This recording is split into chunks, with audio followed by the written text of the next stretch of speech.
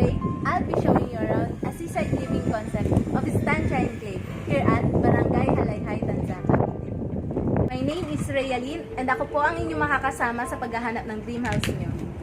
But before we get started, make sure to hit like, subscribe, and click all the bell button so that you get notified whenever we post new videos.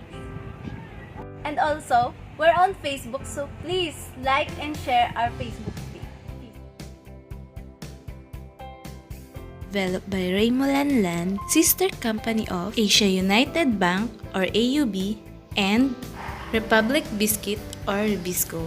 Ito po ay 13.5 hectare subdivision na may napaka-strategical location since malapit lang sa highway kaya kahit walang sasakyan ay napaka-accessible sa commuters. At sa likod din nito ang Cavite 2. Tara, silipin natin ang ating model unit.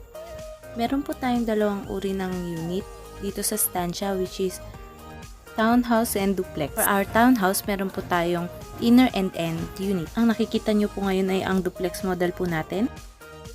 Consists of 55 square meters floor area, sukat ng bahay, and 80 square meters naman po for the lot area, sukat naman po ng lupa. And as you can see po, meron po tayong sliding door for both end unit of Townhouse and Duplex model. This comes with ceramic tiles na po and laminated wood floor naman po for the second floor. While for our Townhouse naman po, meron po tayong vinyl tiles for first floor and second floor. For our kitchen area naman po, both Townhouse and Duplex has its base cabinet and kitchen sink. Ang kinagandahan naman po ng ating Duplex, meron po siyang overhead cabinet just like this. Maaari nyo rin pong gayahin ang interior design nito if you want po. Gaya po ng nakikita nyo pong space sa baba ng stairs, pwede nyo po yan lagyan ng mga shoes para space saver po. Dumako naman po tayo sa ating CR sa first floor. Complete finish na po siya with ceramic tiles just like the second floor. Kung inyo pong napapansin, napaka-spacious po ng ating toilet and bath. Now let's go to our second floor. Meron na po siyang dalawang huge na windows para mas maliwanag po ang ating stairs pag tumataas po tayo. All 3 rooms and the second toilet and bath ay nandito na rin po sa ating second floor. Ito po ang ating first room.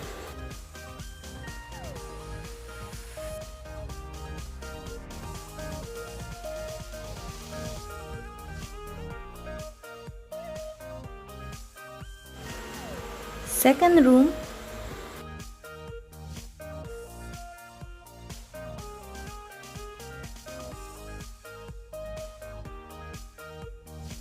And for our master's bedroom, each rooms ay may built-in cabinet for duplex type with provision of aircon in each room, both Townhouse and Duplex.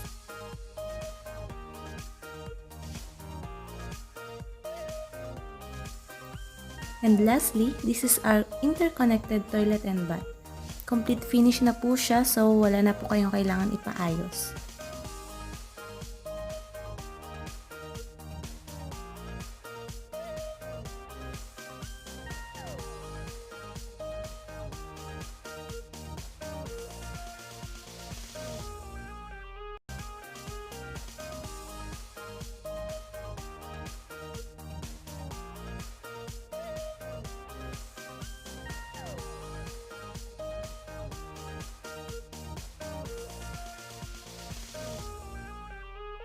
Thanks for watching!